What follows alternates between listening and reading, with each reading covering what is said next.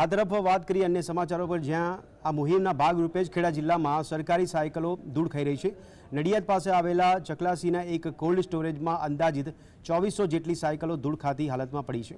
શાળા પ્રવેશ ઉત્સવમાં બાળકોને આ સાયકલો આપવાની હતી, પરંતુ રાજ્ય શિક્ષણ અને અન્ય વિભાગો વચ્ચે સંકલનનો અભાવ જોવા મળતા આજે આ સાયકલો ધૂળ ખાઈ રહી છે। અગાઉ વિઠ્ઠલપુરાના ખાનગી ફાર્મ હાઉસમાં આ જ રીતે 5500 જેટલી સાયકલો ધૂળ ખાતી જોવા મળી હતી, તેમજ ઠાસરાના વણોતી પ્રાથમિક શાળા ખાતે 300 સાયકલો ધૂળ ખાતી જોવા મળી છે, જેને લઈને લોકોમાં ભારોભાર રોષ ફેલાયો છે।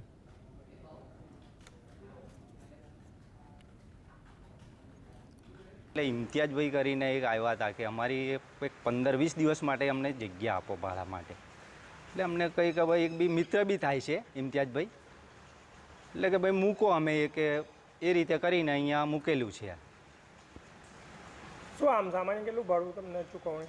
હવે આમ તો ભાઈબંધી તરીકે 10-15 હજાર રૂપિયાની વાત કરેલી હતી અમને, અને એક 15-20 દિવસ માટે મૂકવાનું છે, બહુ ખાસ તો વધારે નથી મૂકવું।